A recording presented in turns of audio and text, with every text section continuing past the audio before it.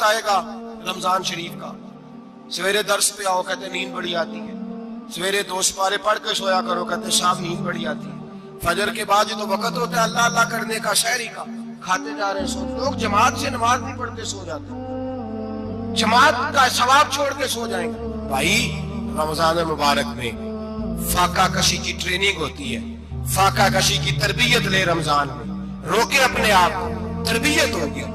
اور ہمارے صوفیاء فرماتے ہیں جو زیادہ کھاتا ہے اس کا نفس اس کو زیادہ پہ مائل کرتا ہے، خواہشات نفس پیدا ہوتی ہیں۔ میرے نبی پاک علیہ السلام نے جوانوں کو حکم دیا ہے، یا معاشر الشباب، او جوانوں، یا رسول اللہ کیا حکم ہے؟ فرمایا یا نکاح کر لو اگر طاقت ہے، نہیں طاقت تو روزے رکھو۔ حضور روزے سے کیا ہوگا؟ فرمایا تمہارا نفس کچلا جائے گا، شیطان وسوسہ اندوزی نہیں کرے گا۔ آج نوجوان بڑھ بڑھ کے کھاتا ہے، بہت زیادہ کھاتا ہے، کبھی اس ہوٹل سے کھاتا ہے کبھی اس ہوٹل سے کھاتا ہے۔ اتنا زیادہ کھائیں گے تو نفسانی قوتیں اچھل کر کے آئیں گے، مشکل ہو جائے گا۔ شادیاں دیر سے ہوتی ہیں، ماں باپ آنکھیں بند کر کے بیٹھے ہوئے ہیں۔ اگر ماں باپ کی ذمہ داری ہو اور ماں باپ نکاح نہ کرے تو نبی پاک نے فرمایا بچے گناہ کریں گے تو جتنا گناہ بچے کو اتنا باپ کو بھی ہوگا۔ تو ماں باپ چپ ہے، دوسرا شادی مشکل بڑی ہے، مہنگی بڑی، اور تیسرا نہیں کر رہے، کچھ لوگ تو روزے بھی نہیں رکھ رہے۔ تو رمضان ان کے لیے بھی وقت ہے، نفسانی قوتیں کچلی جائیں گی، کھانا جتنا کم کھایا جائے گا اتنا وجود کے اندر نفسانی خواہشات کم پیدا ہوں۔ تو رمضان تو پریکٹس ہے مجاہدے کی، دین کی۔ اور دوسرا میرے حبیب پاک صلی اللہ علیہ وسلم نے فرمایا ہے، حضور فرماتے ہیں کہ رمضان اور قرآن کا آپس میں رشتہ ہے۔ قرآن پاک کتنا پڑھنا چاہیے روزانہ؟ زیادہ سے اللہ جزا دے، امید ہے آپ زیادہ سے زیادہ ہی پڑھتے ہوں گے۔ بھائی سنیں، حدیث مبارکہ میں نبی پاک نے فرمایا رمضان اور قرآن دونوں مل کے نا، بڑی پیاری حدیث ہے، فرمایا دونوں مل کے اللہ کی بارگاہ میں میری امت کی سفارش کریں گے۔ رمضان اور اللہ اکبر، کس طرح؟ نبی پاک فرماتے ہیں رمضان کہے گا اے اللہ دن کے وقت میں نے اسے تیری رضا کے لیے کھانے پینے سے باز رکھا، اور قرآن کہے گا یا اللہ رات کو تیری رضا کے لیے کھڑا ہو کے یہ قرآن سنتا۔ رمضان اور قرآن دونوں سفارش کریں گے۔ ہم نا بڑا کچھ پڑھتے ہیں، سنتے ہیں، سیکھتے ہیں، اب یقین کریں یہ کھاتے بھائی کا بھائی سے اختلاف ہو جائے نا تو وہ 30 سال پرانے کھاتے کھول کے لے آتا ہے، ساری رات ڈھونڈتا ہے کہ میرے پیسے کہاں سے نکلتے ہیں، پڑھ لیتا ہے۔ قرآن پاک کی باری آتی ہے تو نہیں پڑھتے قرآن پاک۔ ابا جی کا ختم ہوتا ہے تو مانگتے پھرتے ہیں، کہتے ہیں 2 قرآن پاک 10 قرآن پاک۔ یہ باتیں بتانی نہیں چاہیے، کرنی نہیں چاہیے، لیکن چونکہ تربیت کے لیے بیٹھا ہوں تو کر دیتا ہوں۔ میرے شاگردوں سے پوچھیں، یہاں مدرسہ ہے الحمدللہ، درجنوں طلباء ہیں، اساتذہ ہیں، میرے پیر بھائی ہیں، اور میرا یہ دعویٰ ہے کہ شاید کوئی کسی سے اتنا پیار کرتا ہو جتنے میرے شاگرد اور مرید مجھ سے کرتے ہیں، لیکن میں نے کبھی کسی سے نہیں کہا کہ ذرا سورۃ فاتحہ پڑھ کے دینا، میں نے اپنے ابا جی کو ثواب دینا ہے۔ پوچھنے کسی سے نہیں کبھی کہا، کبھی نہیں میں نے کہا کہ ذرا مجھے تھوڑا سا قرآن پڑھ دیں۔ میں اس کو ناجائز نہیں کہتا، پڑھوانا چاہیے، لیکن میں اپنے والدین کے لیے کبھی سوال نہیں کرتا کہ مجھے ذرا پڑھ کے دو، میں نے بخشنا ہے، اس لیے کہ میں نے ذاتی طور پہ روٹین بنائی ہے۔ میں سمجھتا ہوں کہ کائنات کے اندر میرے اوپر جن لوگوں نے احسان کی ان میں سب سے زیادہ حصہ میرے ماں باپ کا ہے۔ میں سمجھتا ہوں اس بات، کتنا نالائق ہوں میں کہ میں 1 مہینے میں ایک قرآن پاک بھی پڑھ کے ان کی روح کو احسان نہیں کر سکتا۔ میرا یہ طریقہ ہے ذاتی، میں قدغن نہیں لگاتا، میرا ذاتی طریقہ ہے الحمد سے شروع کرو اور 2 سورتیں چھوڑ کے قرآن پاک ختم کر دو آخری، اور پھر فلق اور ناس صورتیں ساتھ لے جاؤ۔ یہاں بیٹھ کے سالے ثواب نہیں کرنا، ختم نہیں دلانا، ساتھ لے جاؤ، قبر پہ کھڑے ہو جاؤ اور فلق اور ناس صورتیں قبر پہ بیٹھ کے تلاوت کرو، اور جو قرآن مجید پڑھا ہے ان کی روح کو وہاں احسال کرو۔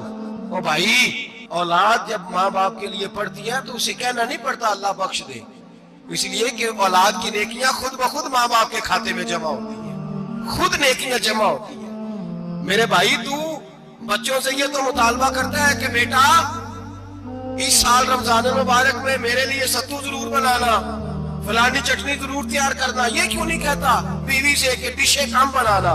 تو بھی بیٹھ کے قرآن پاک پڑھ، میں بھی قرآن پاک پڑھتا ہوں۔ ادھر آؤ بیٹا یہاں بیٹھ کے تلاوت کرو، میں بھی کرتا ہوں۔ بیٹی ادھر آؤ بیٹھ کے قرآن پاک پڑھو، کتنا وقت لگتا ہے؟ हाफिज और कारी और उलमा अगर पढ़े तो 20-25 मिनट लगते हैं कुरान पाक का सिपारा पढ़ने, और अटक अटक के पढ़ने वाला भी पढ़े तो 1 घंटा लग जाएगा। और मेरे नबी पाक सल्लल्लाहु अलैहि वसल्लम ने फरमाया जो कुरान पढ़ते हुए अटकता है अल्लाह उसे डबल सवाब अता फरमाता है। फरमाया जो जुबानी पढ़े सिंगल सवाब, जो देख के पढ़े उसे डबल सवाब। हुजूर क्यों? फरमाया इसलिए कि मेरा कुरान देखने पे भी अल्लाह सवाब अता फरमाता है, कुरान देखने पे भी अल्लाह सवाब देता है, देखने का भी सवाब है। रमजान शरीफ में कुरान पाक पढ़े, खोल के पढ़े। और मेरे भाई अगर तेरा बच्चा पढ़े, अगर तेरी बेटी पढ़े, कायनात का खुशनसीब बाप वो है अब बेटा कुरान पढ़े, चाहे नाजरा ही पढ़े, इसकी बेटी पढ़े। जिंदगी में इन्हें इस काम पे लगा जाओ, मरने के बाद भी पढ़ेंगे। इमाम जलालुद्दीन सुयूती शाफई रहमतुल्लाह अलैह फरमाते हजरत ईसा कब्र के पास से गुजरे, कब्र पे अजाब हो रहा था, अल्लाह का गजब बरस रहा था। जनाब ईसा इस्तिगफार पढ़ते डरते गुजर गए। थोड़ी देर के बाद, चंद घंटों के बाद गुजरे तो उसी कब्र पे फूल खिले हुए थे, रहमत बरस रही थी। हजरत ईसा अलैहिस्सलाम अर्ज करने लगे मौला तू बेनियाज है, मेरी ताकत नहीं तेरे कामों में बोलने की, पर अभी तो यहाँ अजाब हो रहा था, अभी रहमत बरस रही है।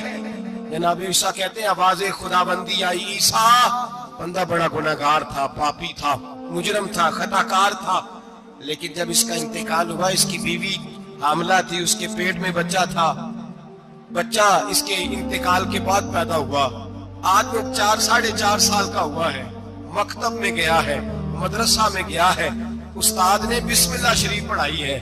फरमाया उसने तोतली जुबान से कहा है बिस्मिल्लाहिर्रहमानिर्रहीम का ऐसा मुझे बतला, इस जमीन पर वो मासूम जिसे अभी रहमान और रहीम कहना नहीं आता, वो तोतली जुबान से मुझे रहमान और रहीम कहे और मैं उसी जमीन पे उसके बाप को अजाब दूं। फरमाया उसने एक बार रहमान और रहीम कहा है, मैंने उसकी बाप की कब्र को नूर से मामूर फरमा दिया है, नूर से भर दी है कब्र, बरकत से भर दी है। अल्लाह करे मेरे बेटे भी कुरान पढ़े, अल्लाह करे मेरी बेटियां भी कुरान पढ़े, अल्लाह करे हम सब की औलादे कुरान पाक पढ़े। लेकिन ना इमाम आजम अबू हनीफा रमजान में 61 कुरान पाक पढ़ते थे। कितने? 60 टेक अल्लाहु अकबर। एक कुरान पाक दिन में पढ़ते पूरा, एक रात को पढ़ते, एक तरावी में पढ़ते। 61 कुरान पाक इमाम साहब पढ़ते। आप फरमाते मैंने छोड़ दिए सारे वजीफे, मैं सिर्फ रसूलुल्लाह का कुरान पढ़ता हूँ। रमजान सारा कुरान पाक, सारा रमजान। अब तो आदत ही नहीं रही हमें कुरान पाक। अगर लोग नाराज ना हो तो महफिल नात होती है तो तिलावतें कितनी होती हैं, और नाते हमने शौक ही नहीं बनाया, शौक ही नहीं बनाया हमने तिलावत कुरान का। इसलिए कि कुर्रा उलमा फुकरा इनको हम तैयार ही नहीं कर रहे, हम तो एक्टर पाल रहे हैं जो पैसे लेते हैं नात खानी के। माज़अल्लाह ओ मेरे भाई, क्या कुरान मेरे नबी की नात नहीं? हजरत आयशा सिद्दीका रज़ी अल्लाह ताला अन्हा के पास सहाबा गए, कहने लगे अम्मा जी हमें नबी पाक का इखलाक बतलाएं। अम्मा जी कहने लगी जाओ जाके कुरान पाक पढ़ो, काला खुलुकुल कुरान, सारा कुरान मेरे नबी के इखलाक का ही नाम है। ये सारी नात है, ये सारी नात। इस नात को सुनने लोग क्यों नहीं आते? इतना राश में अपने नात पे, उतना तरावी पे क्यों नहीं होता? और मिल्लत का जवान याद रखे, बूढ़े तरावियां पढ़ते हैं, ज़ईफ तरावियां पढ़ते हैं, घुटनों में दर्द है तरावियां पढ़ते हैं, बीमार बूढ़े तरावियां पढ़ते हैं, जवान वहां चौक में खड़े। क्या जवानी इसलिए है चौकों में खड़ा हुआ जाए? क्या जवानी इसलिए है कि सऊदी अरब जाने के लिए पासपोर्ट बनाना हो तो 2.5 घंटे खड़ा रहे तू, शनाख्ती कार्ड के दफ्तर तू खड़ा रहे, प्रोटेक्टर के लिए खड़ा रहे, काफिरों के सामने कासा लेसी करने के लिए तू खड़ा रहे, तू नौकरी पे जाए तो सारी रात खड़ा रहे, और तू कुरान के लिए खड़ा नहीं होता? मेरे महबूब ने फरमाया मन कामा ईमानन व इहतिसाबन गुफिरा लहु मा तक़द्दम मिन ज़ंबि। फरमाया जो रमजान मुबारक में अल्लाह की रिजा के लिए गुनाहों की माफी के इरादे से कयाम करेगा, रातों को इबादत करेगा, अल्लाह उसके पिछले सारे गुनाह माफ फरमा देगा। नौजवान इरादा करें, प्रोग्राम बनाएं, इंशाअल्लाह कुरान पढ़ना भी है, कुरान पढ़वाना भी है, सुनना भी है, और इंशाअल्लाह बोलिए सुनना भी है और पढ़ना भी है और पढ़ाना भी। हिम्मत करें, दलेरी करें, आके खड़े तो हो, अल्लाह तौफीक अता करेगा। पहली बात ये कि रोजा रखें, दूसरी बात ये कि कुरान पाक की तिलावत करें।